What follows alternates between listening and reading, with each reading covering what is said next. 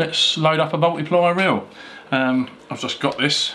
It's a brand new 525 mag, and I'm off to Norway soon, so I'm going to be loading this up with £20 mono.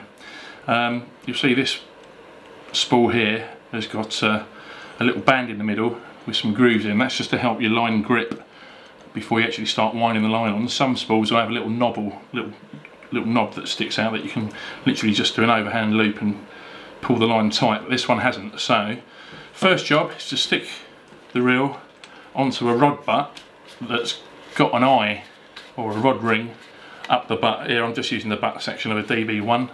If you're using a beach caster that hasn't got a ring on the butt section, you're going to have to put the whole rod together. So it doesn't have to be the rod you're going to be using the reel with, any rod will do. Okay, so that's on there nice and tight. There's my line.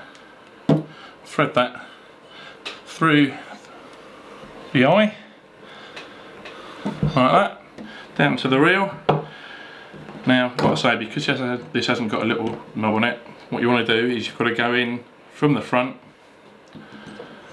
bring the line up the back like so, and I just tie a simple knot here. 1, 2, 3 turns. It's a tuck blood knot basically. 3 turns, make a twist in the line, pull the line through that twist, and then back up through the loop at the top, and you can pull that reasonably tight up the top there, which almost locks it in place to begin with, and then just slide that knot down onto that little groovy bit there, put it nice and tight, get in there with some nippers,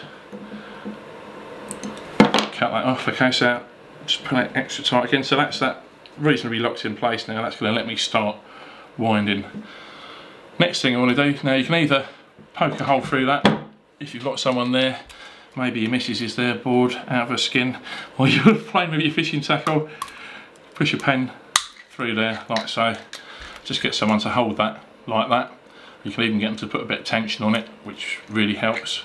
But Jim's behind the camera today, so the other thing I like to do is just to dump a spool into a bucket of water. Now I like loading up my reels when the line's actually wet.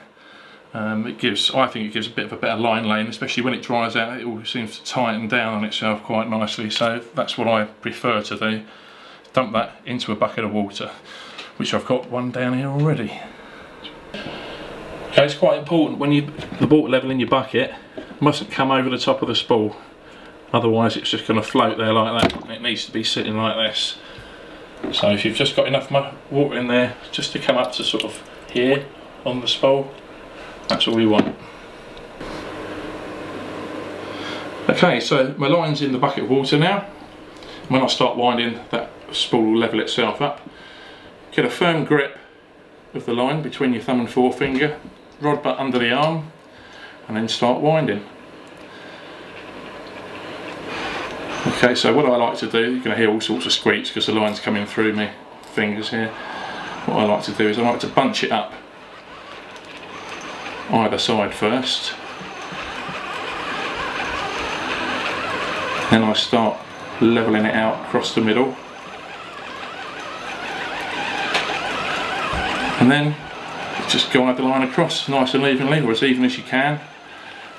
It's quite hard to do, trying to keep this under tension between your thumb and forefinger. You don't want to do it so tight that it burns your fingers, and it's quite often that happens when you're loading up with braid.